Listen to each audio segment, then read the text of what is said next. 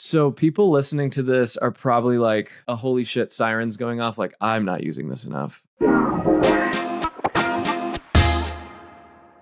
Stalls.com. If you're ready to take your customer apparel to the next level, Stalls is the leader in heat printing solutions. Not only that, but Stephen was just showing me all of the heat applied products that they're using at Campus Ink on hats and headwear. Really, really cool. Whether you're a small business just starting out or established brand that's scaling, check out stalls.com. They've got so much there: equipment, transfers, and support. But make sure to use the code HUSTLER20. That's HUSTLER20, gets you 20% off your DTF transfer order. Multicraft_daddy. Dave at Multicraft is just killing me with the Instagram posts. I love it. AI videos, the screen printing history. He's in the lake too. I mean, Chris, you got to pop this video up here. If you need ink supplies or a daddy, Multicraft screen printing and digital supplies have been around for over 50 years. They're a legend in the space. Mention the Printavo pod that gets you 10% off your first order. Not only that, you guys know the drill. DM him. Send him a DM on Instagram. He's sending out PMI tape and other really cool things every single week. Send him a DM with your email address to enter. Okay. If you want $250 of product credit, head to easyway.com/giveaway. Easyway.com/giveaway.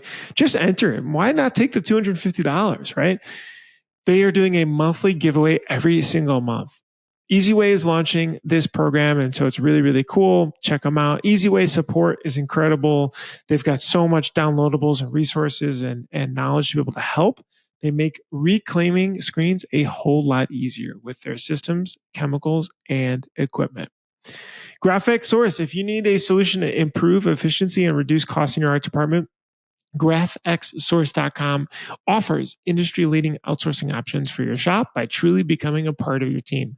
They plug and play with Printavo and other shop management softwares, so handling SEPs and mockups, creative art, order management, digitizing, all that good stuff. They've been doing it for over 40 years. They've got offices all over the world to be able to help you be able to do all this stuff. But also mention Printavo Pod 24. That gets you 50% off your first order. Hello, Print Hustlers. It's Matt Marcotte and I. Just us. I have a solo episode today, and I figured who better to bring on than my good friend, Matt Marcotte, to talk about artificial intelligence. Because it's a scary, scary thing. It's not Adobe Illustrator. And if you're not already using it, you're behind. Matt, what's going on? Honestly, we're at a spot where AI, I really look at people, and if they say they don't use AI, I'm kind of like, oh, you just want to get lapped, I guess. It's one of those things where it's not just here, it's taken over. There's more models, there's more competition. I was just reading how all the big companies out there are all spending $200 million on compensation packages for these AI devs that are 23, 24 years old, stealing them from other multi-billion-dollar companies, right? So there's a gold rush happening right now for AI. It's here. It's happening. And we've got to make sure that we're a part of that. Otherwise, just like the gold rush, you're going to get there and the gold's gone. Okay, so Matt, AI actually came out, I don't know, 3 years ago, or ChatGPT kind of rolled out 3 years ago or so. And really, it turned into a search engine, right? I could make artwork, I could search for things, I could have it do these little tasks here and there. But AI has taken a new form probably in the last 4 to 5 months with AI agents. Can you give us a rundown of the difference between just AI and then agentive AI? Yep. Agentic? Same thing. Yeah. Absolutely. And it's wild to think about the timeline in which how just AI in general has been used. And yeah, publicly, it's only really been about 3 years since it's been released to us. It's been used. These language models have been used at large corporations, IBM and stuff, for probably 3 years before that, but not at the scale that we have now. And so for the longest time, up until you're saying about 4 or 5 months ago, you had to still interact with it, right? It was kind of like having a really good Google search that you could access right here, right now. But it was you had to still converse. You still had to talk to it, right? Now you can kind of run these agents, right? So with agents, it can do a lot of things. You can still talk to it and give it a prompt, and it'll kind of go run off on its own. 5 minutes, 10 minutes. I've done some where it's gone for like a good 30, 40 minutes and it comes back with what I'm looking for, even longer, right? So I can give it a prompt and it can now start to look at external places. It can look in my ChatGPT, if that's what I'm using, right? It can also look in my G Suite now if you connect to your Google Drives, right? It can search the internet. I can give it websites to scrape. I can give it YouTube sites to scrape, right? So I can have it scrape data from lots of different places where historically you had to have like a developer buddy, like, hey, can you scrape this website for me? And they had to kind of go build this custom tool, right? So being agentic or agentive, really, it's kind of like having, if you think back in like the 80s, people didn't have the internet as well. So like, let me go find a sales agent that can help with travel. And they'll help me find the best travel hacks, the best places to go, the best things to do. But you had to go to that person. Think of that as like the modern day agent. We can now have a specialized in any industry, specialized expert that can go retrieve data, do things for us on behalf of us while we're sleeping or doing other tasks, right? So it's kind of like creating an army of employees that are just digital employees for you. If we talk about like the evolution of AI, when it first released, it could only search like back in time. It couldn't even necessarily Google search, right? Like nothing was in real time. And then they brought the time horizon to like the present where you could search for things like yesterday, right? So then it was at least a little bit more present. And that was in the last like maybe year and a half or so, 2 years. And then it released memory where it learned from what you fed it, right? And so it would go to your chat and be like, based on the things that you've given me, I can get a little bit smarter. And now it's thinking like future state where I can go out, solve problems, operate in the world, and do little tiny tasks that humans would have had to do. And I think the agentic part of it is probably the scariest part for our workforce. I think that like right now, this is the most like the moment that we're in right now, I think is where the most consolidation is going to start to happen. You're right. And honestly, the way you phrase that, it kind of changed my thought process. I'm an early adapter. You're an early adapter, right? So we're utilizing these tech options and we're trying to stay at the cutting edge to use these things to our advantage. And so I have honestly never felt more empowered in my entire life in terms of being able to control my own future, control my career prospects, and control what I want to do, and feel like I've opened doors to things that I felt like I couldn't do prior. But if you're not doing that, you're not jumping all in, you're not trying to do better, you're not trying to stay on the cutting edge, yeah, I think you probably actually should be scared, right? And so it is kind of a scary time. If you're not somebody who's an early adapter or at least trying to do these things, yeah, I would start to be a little concerned because the consolidation, like you're talking about, is very, very real. I remember just over a year ago, I think it was Sam Altman had said that he can predict having $1 billion company run by 1 to 3 people. And yeah, and when that came out, I was kind of like, nah, because that was like a year ago. But he knew what was on the horizon. He was probably already working on the current set we have now, right? Like the new GPTs coming out this month, they've probably already been on it internally for a couple months, right? Yeah, I can very much see a world sooner than later where someone's running easily multi-million-dollar businesses by themselves, right? So the idea of $1 billion, that seems crazy too. But I mean, now you look at how many people have billions of dollars, and I don't think it's that far off. So yeah, it's a consolidation that's going to happen. And I think you can either kind of look at it in 2 ways, kind of that way of like, it's scary, or the way that I've just only been looking at it, right? And maybe shame on me for having the wool pulled over my eyes that much, but I'm looking at it as an unlock to whatever I want to be able to do or see or be utilizing technology. So let's go back, like in our printing industry, when Printavo first came out, Bruce was super bullish on Zapier, right? I'm so glad he was, dude. Oh my God. What a smart forethought that was. That was great. Don't, it'll get to his head. We don't want his head to get any bigger. Bruce won't listen to this. I'll send him the AI summary so we can skip that part. When Zapier came out, it was essentially like back in the day when applications were created, they were closed. And you would have to hire a developer to connect different apps together, right? And so all of these point solutions were being built. And Bruce is like, no, I'm going to build an open API. I'm going to connect it to Zapier, and I'm going to let the market then create on top of it. And I think that was one of the biggest things. Like my Zapier video from like 6 years ago is like one of the most watched. But I got crazy about Zapier. Can we connect it to MailChimp? Can we do reviews on there? Can we connect it to Slack? What are all these little nodes that we can connect? And then you run them, but you create like a linear, like if this, then that, if this, then that. How is generative, agentic, whatever agents, how is it similar and different to Zapier? Like let's go back in time a little bit, make some comparisons to how Zapier works versus how agents operate. Yeah, absolutely. And for those of you who might be listening or watching that don't even know how Zapier works, this is definitely a good time to also play a little bit of catch up. And it's really nothing to be too scared about. Kind of like how you mentioned there, Stephen, you had to have a developer. You had to have a big brain you could talk to that could go actually build these connections.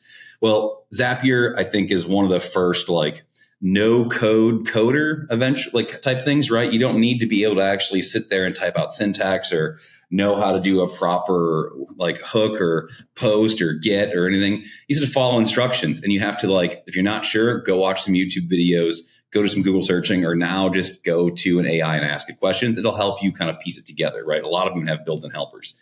So it gives you the opportunity to anything that has an open API or an API that you can pay to use, and it can connect data between multiple places. So if you're ever hearing somebody talk about having to type data more than once, that just means they haven't found a good use case to use something like this. They should really think about connecting. I've typed into this field, share it to this other field over here, other field over here, and move the data around. Now, traditionally, when dealing with something like Zapier, it was very much like that. If this happens, then do this. So if this field's entered here, enter the data over here, right? Or move this data to this platform, do it over here.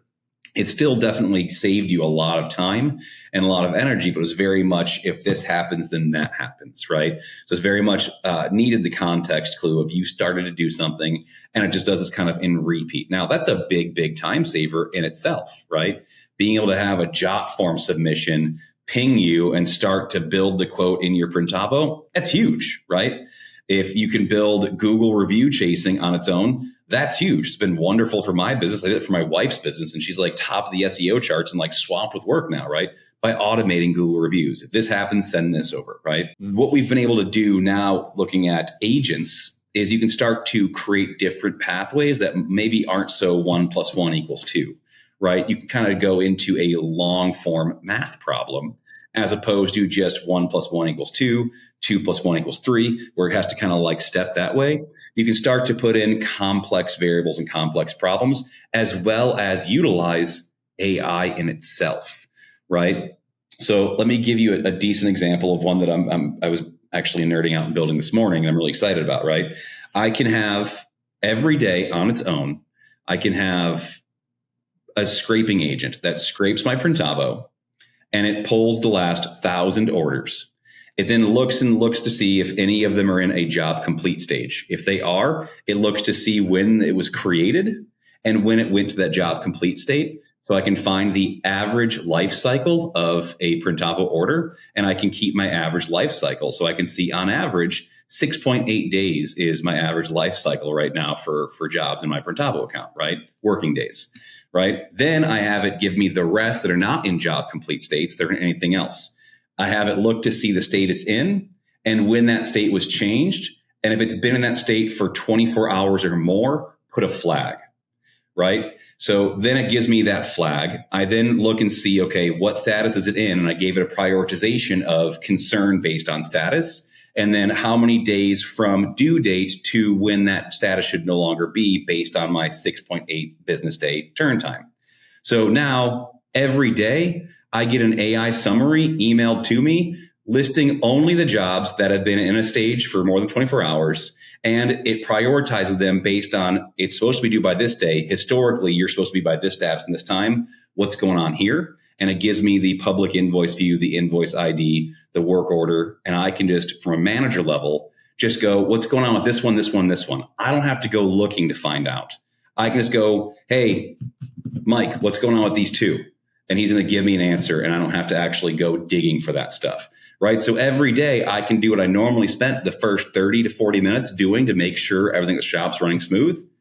Just hand it over to me at 6 a.m. in the morning.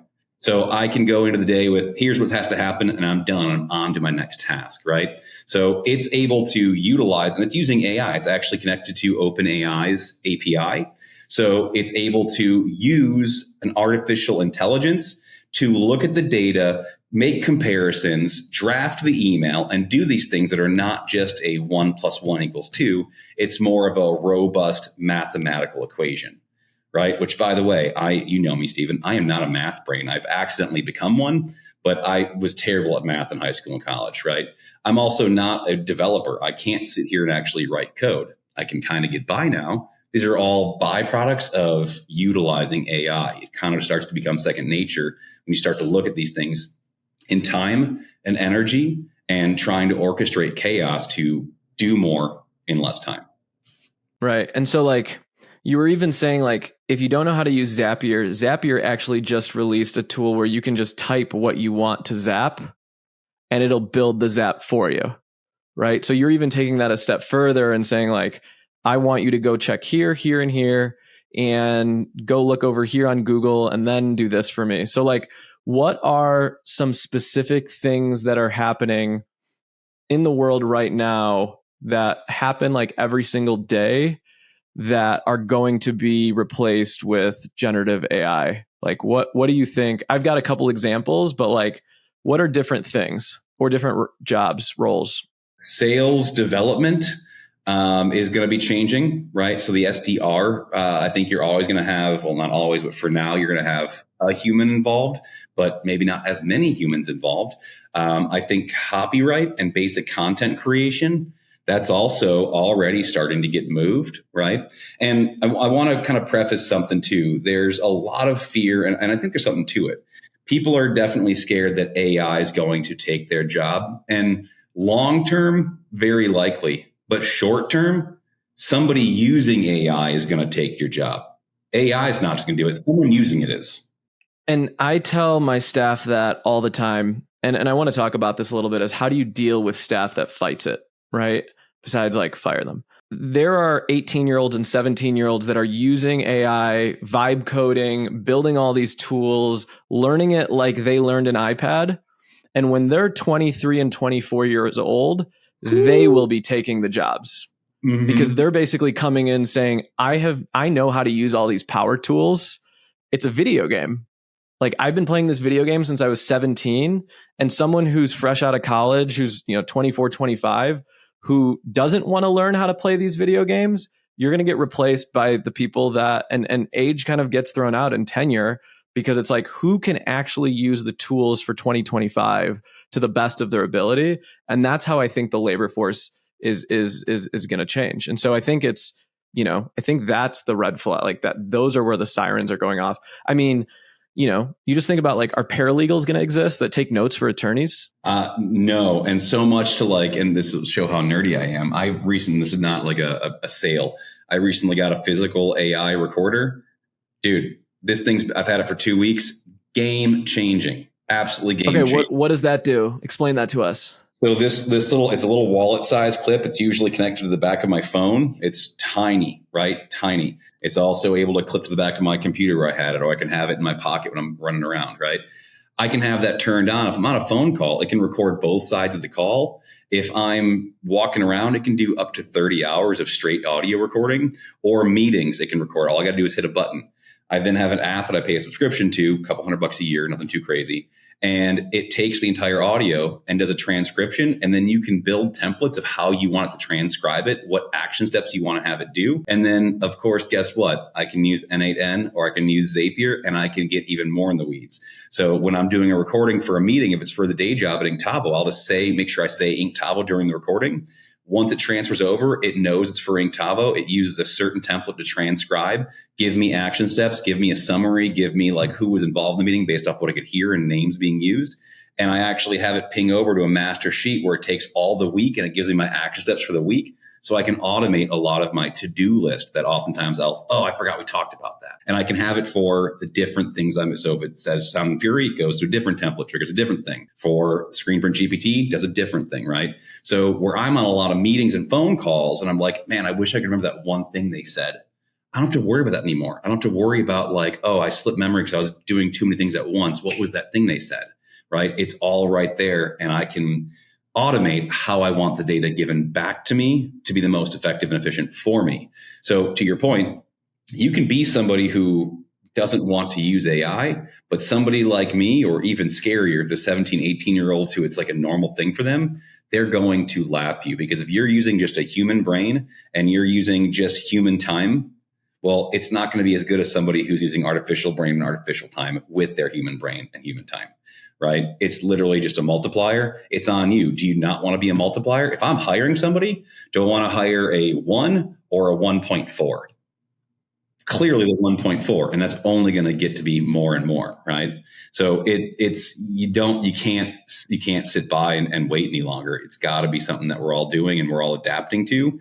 And I mean, even in the SDR role, as we're talking right now, I've got an AI agent helping scrape Warrenville, Naperville, and Wheaton's business pages around my print shop, scraping for any business that's newer in the last 2 years, finding me the contact information, seeing if they already sell decorative apparel for any reason whatsoever, like a web store or something, and then putting it into sequence of who's likely to buy based off of Google reviews, based off of web traffic, and what I should pitch them. So I'm doing an SDR's job and really a marketer's job right there in the background while I'm having a conversation with you. Yeah. And so like you can go to chatgpt.com. I think you have to pay for the $20 a month thing, and there's an agent button now.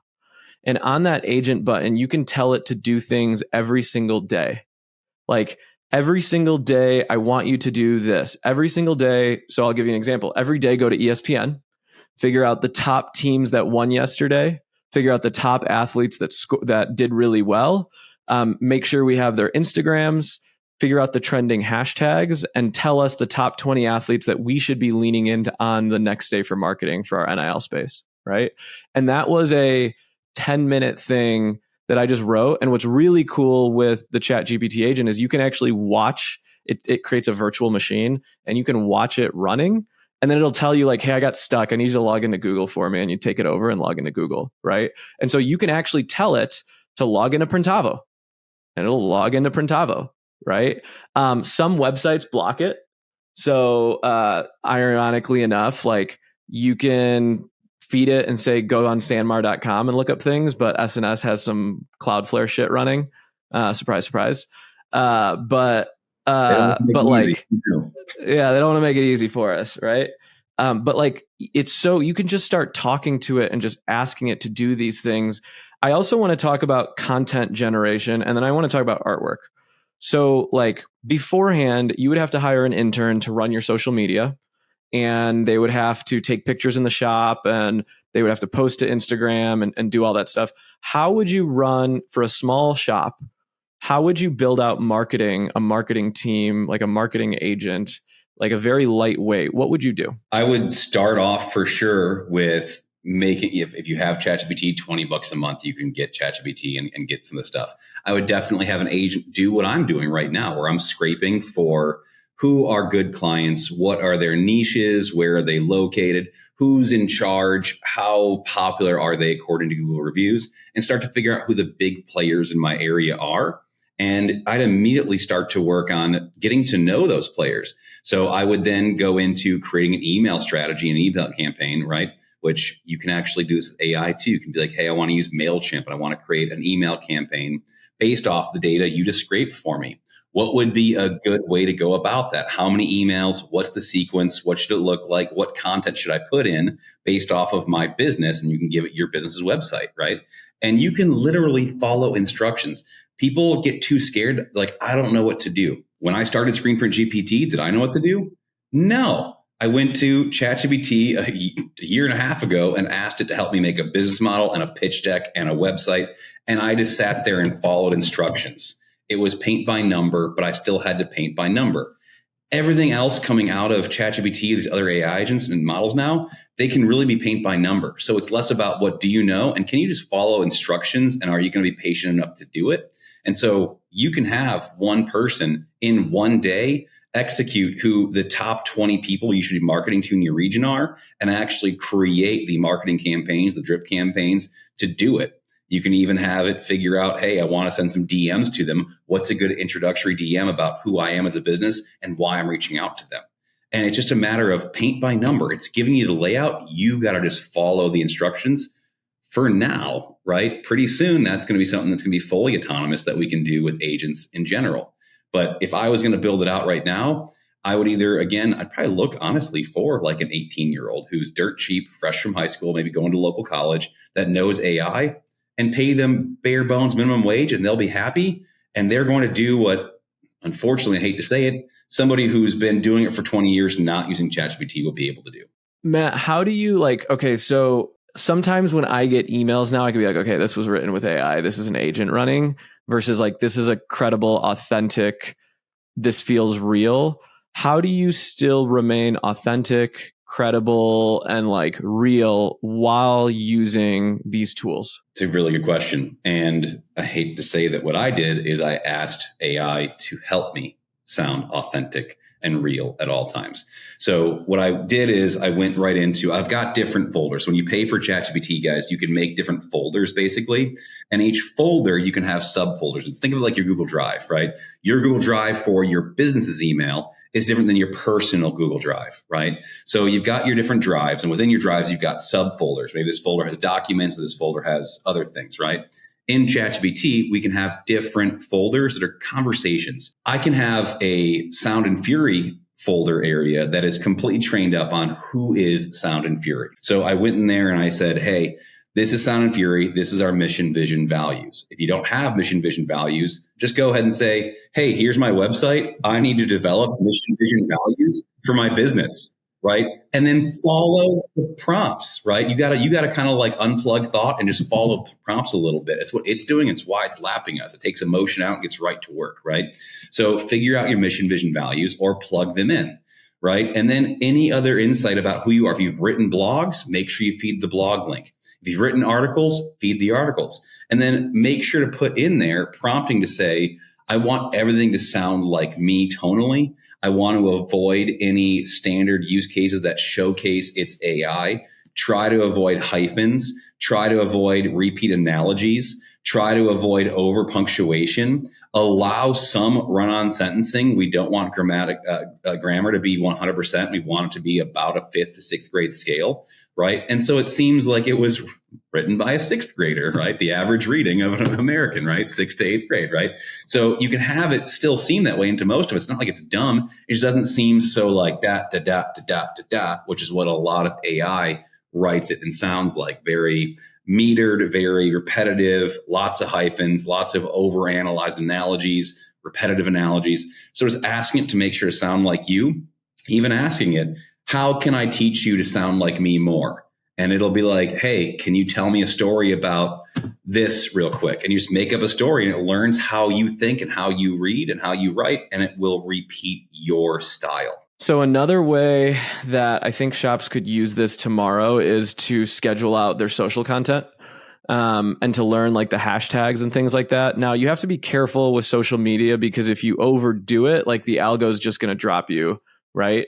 But something that you could do is you could upload an export of all your Printavo customers to your ChatGPT, and then you could ask it to say like, come up with posts that I should highlight customers. I want to do a customer highlight every week for the next 6 months. Can you pick my top customers that I need to highlight? Can you try and write prompts for me and hashtags? And, like I'm also, and then I'll work on the pictures, right? Or something like that. But it's like you can batch work and really think about this so you never have to think about customer highlights, right? That could be a way that you start to use it, right? Now, I want to talk about creative art because artists right now are in this conundrum. If you were a professionally trained artist, you're like, I learned all these skills and now these tools are replacing me. They're even better, but they're not authentic. Like, like they're copies, right? How do you do that in an art department? How do you professionally use AI, still try to be authentic, but then like give these tools to your artists? Like, yeah, let's talk about an art department. How should an art department be using this? And how can they use an agent with art? So this is a hard one, right? Because I do come from more the artistic background, and I do believe in like artistic integrity, just like I'm supposed to still believe in journalistic integrity, right? But unfortunately, both are dying, right? So we're in a world where there's definitely feelings and emotions, and you're not wrong to have feelings and emotions. There's also going to be just data and fact, right? So if my feelings and emotion are going to let me get passed by everybody else around me, maybe I need to not change my feelings and emotions, but I need to compartmentalize them appropriately and figure out where there's a hill to die upon and where there's actually opportunity for me to adapt and evolve. So one thing I will say is I do not believe in using AI to straight up 100% just rip off somebody, right? So if I was to go take a tour shirt that I see online and tell AI to make me an exact copy of this, that's an SVG or something, then I go sell rip-offs, like that's illegal, right? If you get caught, that's a different story, right? However, as a business owner and that somebody that owns a print shop and does creative art, I'm also not going to say, hey, I want you to take all day long to create 6 mock-ups for me for different ideas. No, I'm going to go to AI and I'm going to say, hey, I'm going to feed you a prompt of what I'm looking for, create 6 thumbnail sketches for what this could look like. And then I'm going to get the results out of those. I might give it some tweaking. And then maybe I give the final result to my best artist and say, hey, in 2 hours, we've gone through a whole bunch and this is what we want to go with. Now you put your final flair on this because I like your final flair, but I don't want you having to spend a lot of time thinking about layout, thinking about what it's going to be or the idea behind it. That's done already. Here's a thumbnail. You put your version on it. And that's how you can use AI to still sell high-end stuff, high-end design work to your larger customers, right? I say larger customers because you should be getting paid for this creative.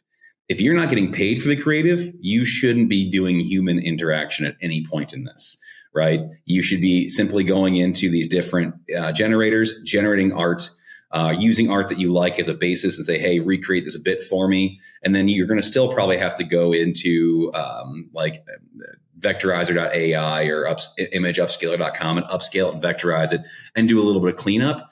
But you shouldn't be taking forever. And if I'm a business owner and I can say, okay, art department manager, I need you to have 4 design ideas for me. And it takes you the full day. Meanwhile, in my office, 10 minutes later, I'm done. And I have to pay you all day to do nothing but that.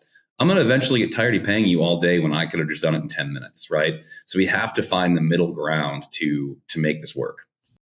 And that's where I struggle is like, I work at light speed, but I can still find a way to be creative. And so, what I'm trying to tell and teach my team is it's about rapid prototyping, right? You have to give it the last 10%. That's your creative touch.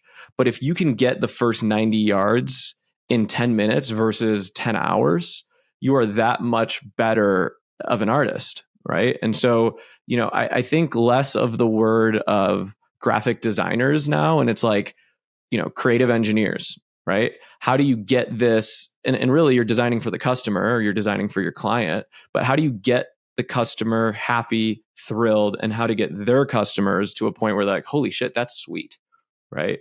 And I think like, Procreate, right? People that could draw and Procreate, you don't have to do that anymore.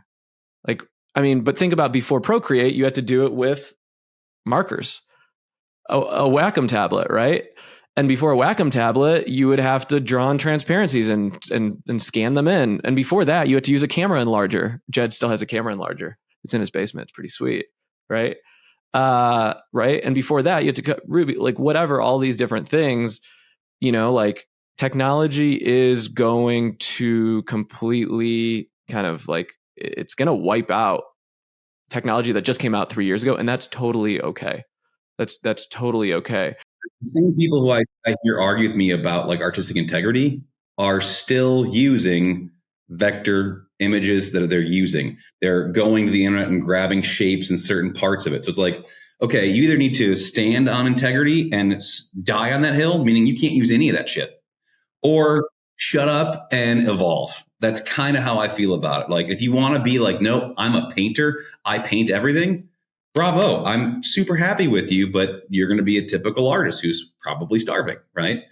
Otherwise, if you're not going to be, I'm only going to use the non-digital world for art. If you're using digital anything for art, you really can't have the same level of integrity as that painter. So you're kind of lying to yourself, in my opinion, right?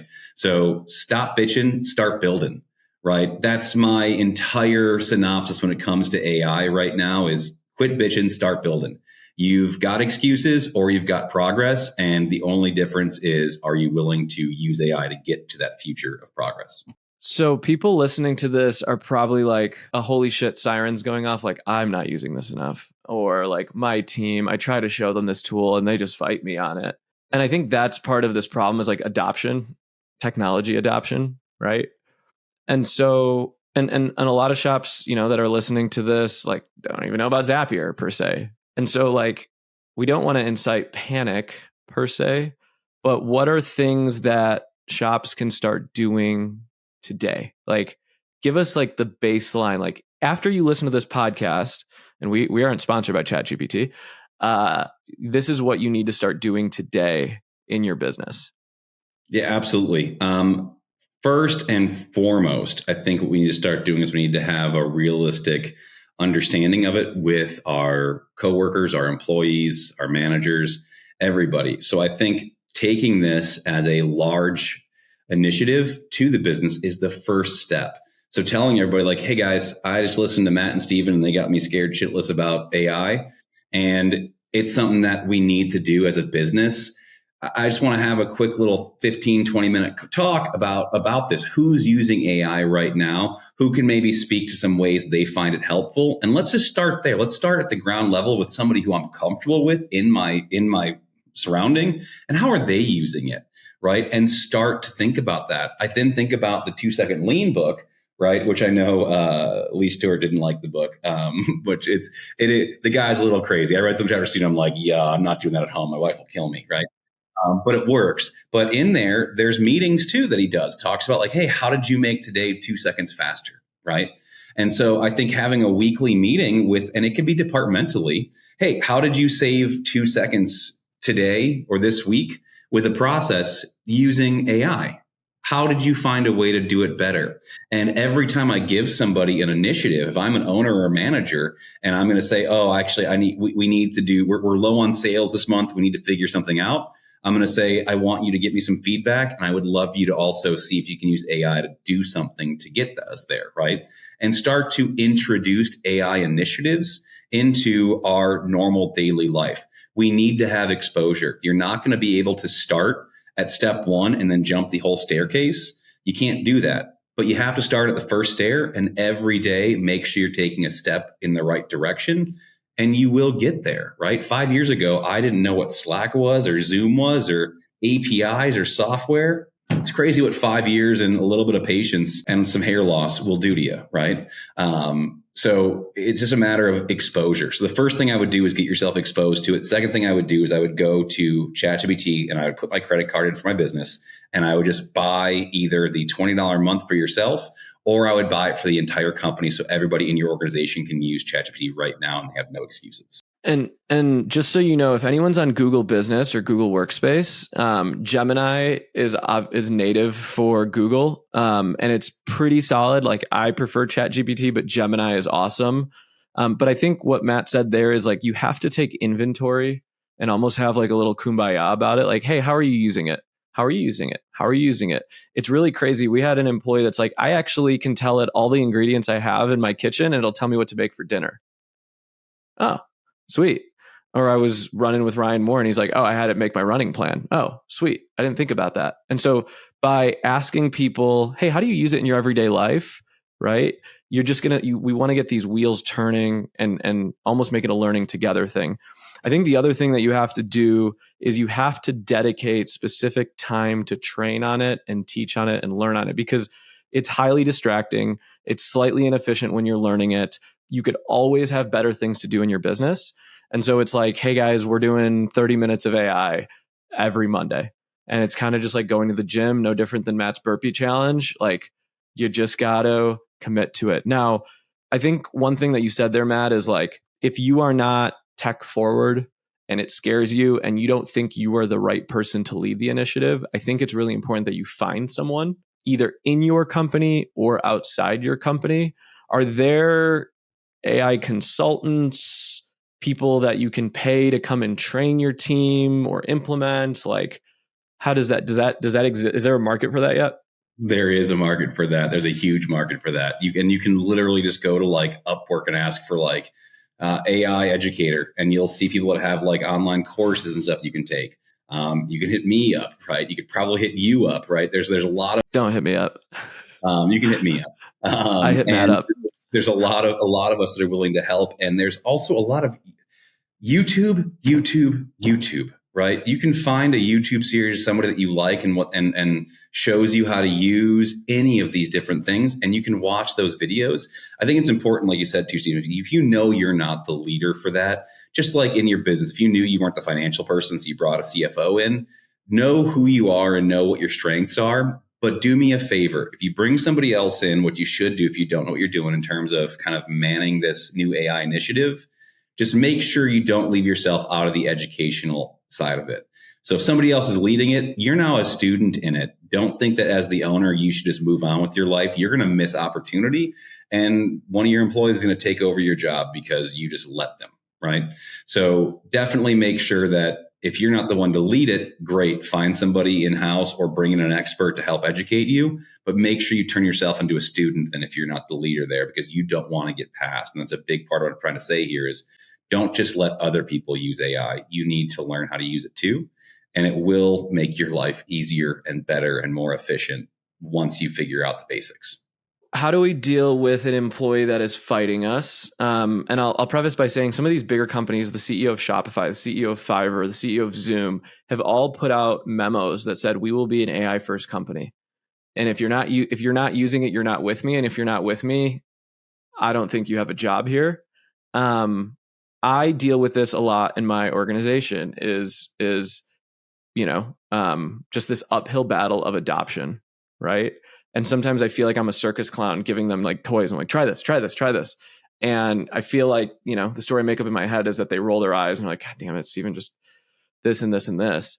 How, if you have an employee that is fighting you and refuses to use it, how do you handle it? What conversation do you have?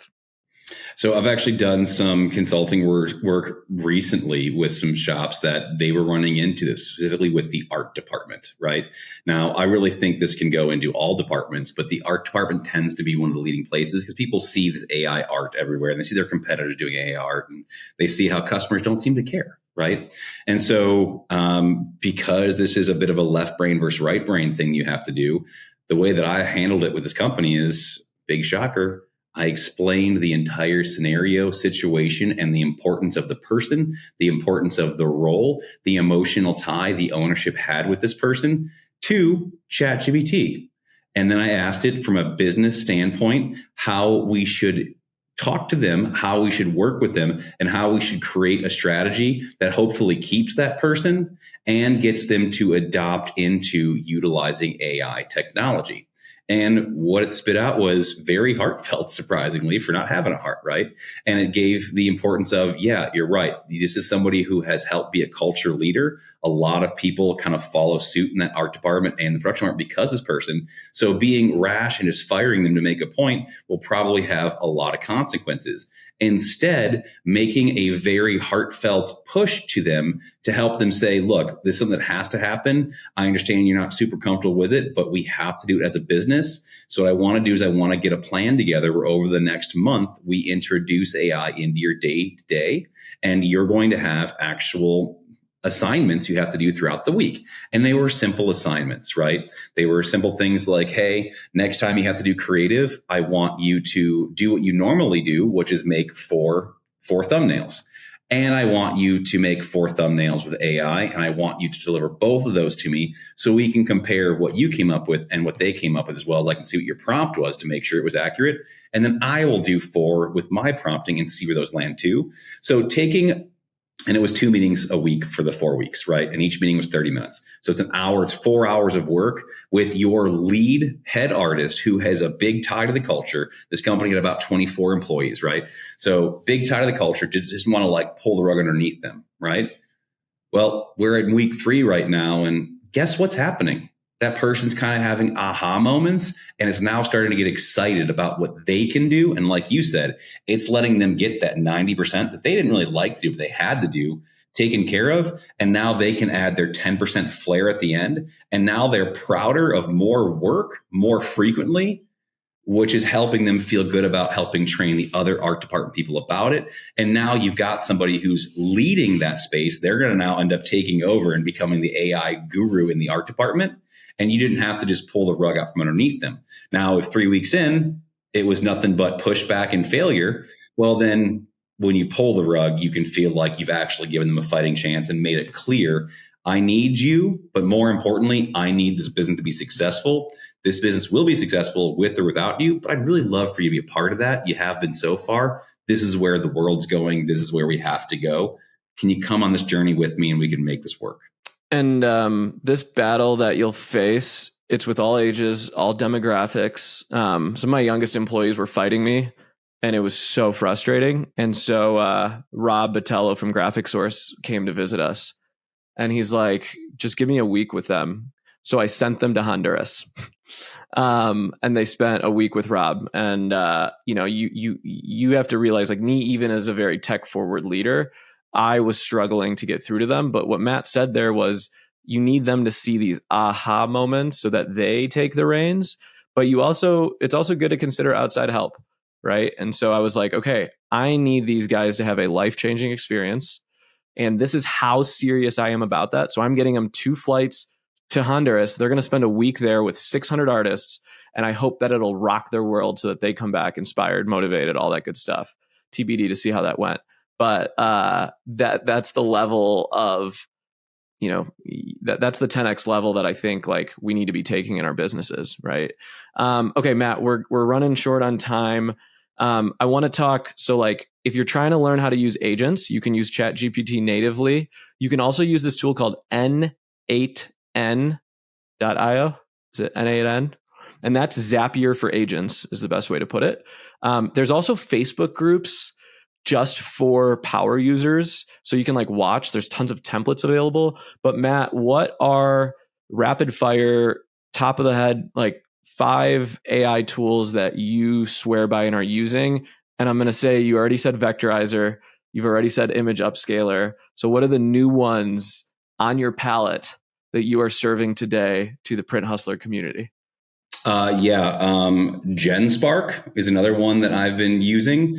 GenSpark is going to be its own monthly, but it basically is another wrapper.